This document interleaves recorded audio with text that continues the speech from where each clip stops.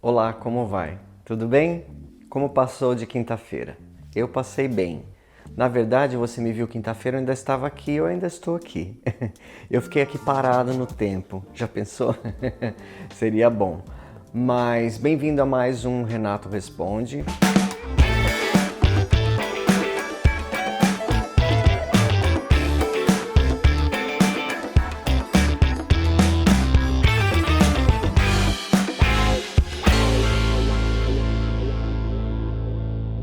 Hoje é o dia que nós respondemos perguntas dos inscritos, né? São muitas perguntas nos comentários e nós vamos coletando essas perguntas e aquelas que se repetem nós colocamos primeiro. E depois vamos ver se conseguimos responder todas as perguntas, porque eu acho que também é interessante para outras pessoas que querem saber as mesmas coisas, não é verdade? Então vamos lá, sem muita demora. A primeira pergunta. Renato, a concorrência já te prejudicou aí nos Estados Unidos? Nossa, que pergunta! Quem perguntou foi o Jader. Olha, Jader, não que eu me lembre, né? Eu tive clientes que decidiram comprar com outros corretores, mas eu acho que isso foi coisa do cliente mesmo, né? Aqui nos Estados Unidos, você não precisa ter vários corretores como é no Brasil. Né? Porque no Brasil os imóveis pertencem a certas imobiliárias, então você tem que contratar vários corretores para você ter acesso a um grande número de imóveis. Aqui nos Estados Unidos não é assim. Qualquer imóvel à venda, qualquer corretor pode vender. Por isso que é antiético trabalhar com dois corretores, né? Você trabalha com um corretor só. E às vezes, toda vez que eu faço reuniões ou quando eu converso pela primeira vez com os clientes, eu pergunto para eles se eles já estão trabalhando com algum corretor. Porque eles se disserem sim, eu nem continuo a conversa. Então continua com o seu corretor. Se por acaso eles não está contente com o trabalho, que o corretor não está dando bola para ele, quiser vir comigo, então termina lá com o corretor e me chama, daí nós conversamos. Mas algumas vezes, alguns clientes estão trabalhando com 2 a 3 no mesmo tempo e fica quietinho e depois você fica sabendo que a pessoa comprou com outra pessoa em outro lugar. Fazer o quê? Mas assim, a concorrência não. Nunca fui atacado, nunca tive problema nenhum com nenhum outro corretor aqui da cidade. Que eu me lembre, né? Talvez eu acho que uma vez eu tive um cliente que foi assediado por um corretor e esse corretor deu desconto na comissão e ele foi com ele, tá? Mas acho que você vê, eu nem me lembrava, porque essas coisas a gente não guarda, a gente deleta, tá certo? Vamos lá na segunda pergunta. Renato, qual a necessidade dos ventiladores de tetos nas casas dos Estados Unidos, uma vez que todas elas têm ar-condicionado e aquecimento central? Se retirar eles e colocar luz no lugar, tem problema? Então, o ar-condicionado aqui nos Estados Unidos, ele não é uma temperatura para cada ambiente. Ele não é regulável por ambiente. Você regula lá no painel na sala ou onde foi instalado o painel e ele deixa a casa inteira nessa temperatura. Teoricamente, tá? Porque quartos ou salas onde tem maior exposição do sol, eles ficam mais quentes do que as salas mais escuras. Então, por exemplo, se você tem o termostato do ar-condicionado colocado numa sala que é no meio da casa mais fria, quando chegar nos 74 ou nos 24 graus, ele vai desligar, mas pode ser que os quartos que ficam ali no sol estão com 30 graus, entendeu? Então, nesse caso, e como as pessoas são diferentes, algumas são friorentas e algumas são calorentas, aquelas calorentas, geralmente, além do ar-condicionado, elas gostam de ter um ventilador de teto. Muita gente gosta de dormir com um ventinho, né? Um ventinho, assim, uma brisa. Já vi muitos clientes falarem isso. Então, eles colocam, além do ar-condicionado, um ventilador de teto. Uma outra coisa é que se por um acaso o ar-condicionado quebrar e você não conseguir ninguém para arrumar em 1 ou 2 dias, você vai precisar de um ventilador de teto. Mas eu acho que nas salas mais bonitas é realmente mais bonito você colocar um lustre.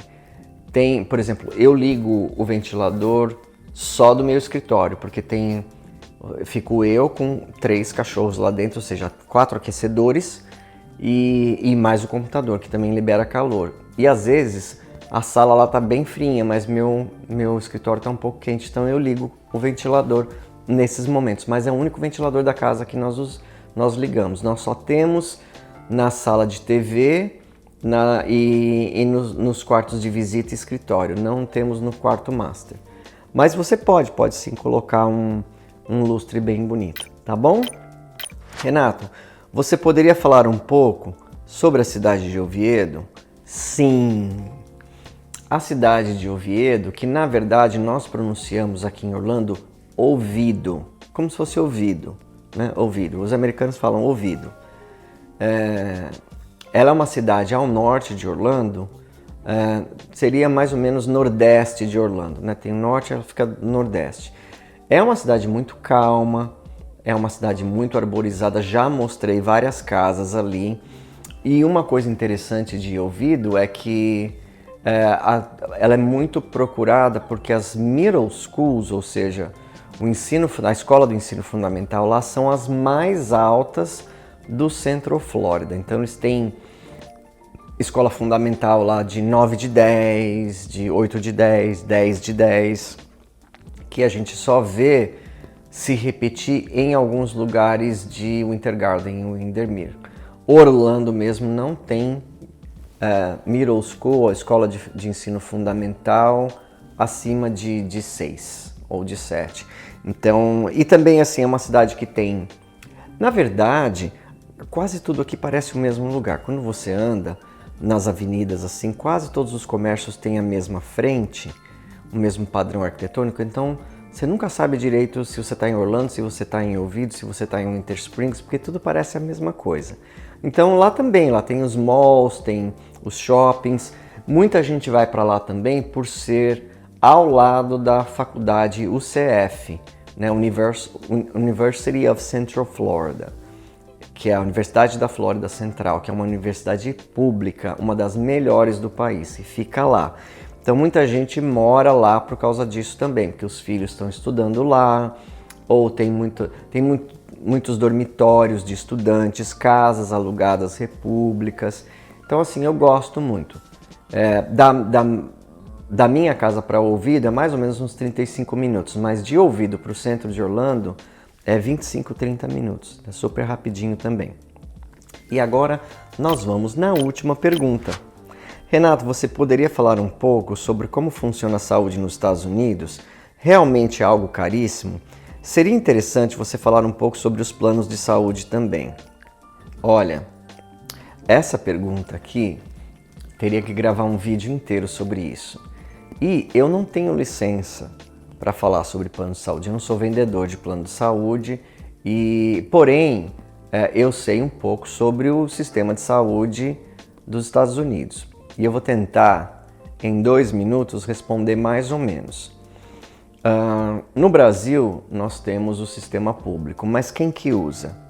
Você já usou? Você usa? Ou você tem o seu plano privado? Então, não adianta você morar num país que tem um sistema público de saúde, mas que você não usa, que você, além disso, ainda tem que pagar um plano de saúde. Aqui, você tem que pagar um plano de saúde. O plano de saúde aqui é um pouco diferente do Brasil. No Brasil, eu não sei agora, mas quando eu morava lá, 16 anos atrás, o meu plano de saúde custava R$400. Eu ganhava em reais e ele custava R$400. Aqui, hoje, depois de 16 anos, o meu plano de saúde custa $500 mensais. E a diferença que eu noto é o seguinte, lá no Brasil era, naquela época, né, eu não sei agora porque eu tô por fora, era tudo pago, tudo coberto, né, o médico, a despesa tal, e você tem que comprar os remédios. Aqui é um pouco diferente, você tem o copay, ou seja, você tem que ter uma participação no pagamento. E você pode decidir se essa participação vai ser 10%, 20%, 30%, 50%. Você pode ter um seguro de $100 por mês e uma participação de 50%. O meu é 90-10. O seguro paga 90% e eu pago 10%. Então, mas eu tenho um teto também. Meu teto é 6.900. Então, se eu sofrer um acidente ou for fazer uma cirurgia que ficou $100.000, teoricamente o seguro pagaria $90.000 e eu pagaria $10.000. Mas o meu teto é 6.900, então eu só posso pagar até 6.900. Depois de 6.900, o seguro cobre tudo. E uma outra coisa é que quando você tem um plano de saúde, você consegue descontos nos medicamentos. Então, por exemplo, se você for comprar um medicamento de colesterol, ele deve custar $80. Quando você vai com a carteira do plano de saúde, ele custa R$3,50. Então, só nessa economia, você já vê que compensa. Agora, particular, se você tiver que fazer tudo particular, vai custar o que custa no Brasil, né? Vai se internar num hospital particular e fazer uma cirurgia, vai custar uma fortuna aqui também, vai custar uma fortuna. Então, eu não vejo isso que eles falam que a saúde é caríssima. Talvez seja caríssima se você tiver que pagar esse seguro-saúde em reais. O seguro-saúde é $500 e você tem que pagar com dinheiro que vem do Brasil, com dinheiro que você ganha lá no Brasil. Aí multiplica vezes 6, vai dar R$3.000 para um plano de saúde médio bom aqui. Então agora se você ganha dólar, não. E se você trabalha para uma grande empresa, provavelmente essa empresa vai ter um plano de saúde para os funcionários, que vai descontar $100, $200 por mês. Então, eu não acho. E uma outra coisa que eu queria dizer também é o seguinte, aí você fica pensando, como é que fazem os pobres?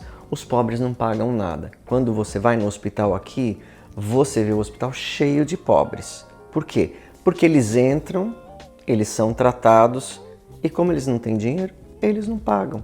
E o hospital sabe que eles não têm dinheiro, manda a conta para eles, eles vão no juiz, o juiz fala, não tenho dinheiro, ganho menos que $20.000 por ano, é cancelado. Então, e você, uma vez que entrou no hospital, você não pode sair sem tá bom, ele não pode recusar você. Então, quando você vai no hospital, você vê muita gente. A maioria lá são pobres porque eles não gastam nada. Eu, particularmente, acho que é mais ou menos como fosse o Brasil. Você vai no pronto-socorro do Brasil, tá cheio de gente. A pessoa tem uma dor de cabeça, ela vai para o pronto-socorro. Agora, se ela tivesse que pagar alguma coisa, ela iria quando a coisa fosse um pouco mais séria. Então aqui, você só vai para o hospital mesmo quando é uma coisa mais séria. Se não, tem dezenas de clínicas em tudo quanto é lugar que você vai, faz um exame, paga na hora, tá com cólica de rim, eles te dão uma injeção, você sai de lá, gastou 250. Mais ou menos assim, se você não tem plano de saúde, tá bom? Espero que eu tenha respondido as perguntas de hoje. Agora, nós vamos nos ver novamente na quinta-feira. Lembra que na quinta-feira passada eu filmei essa casa que eu estou filmando, o Renato Responde? Sim, essa casa aqui, que é a casa modelo do Dávila Homes. E agora, na quinta-feira da semana que vem, dessa próxima semana, nós vamos ver a casa que está à venda, que é do Dávila Homes também. É uma casa que ela está com mobília, que a gente chama de staging, mas você vai ver que linda que ela está no mercado por $1,5 milhão. Então não perca o episódio da quinta-feira, tá bom? Eu vejo vocês na quinta-feira às 18 horas do Brasil. Tenha um excelente resto de domingo, durma bem e levante super revigorado para trabalhar amanhã. Boa semana. Tchau, tchau.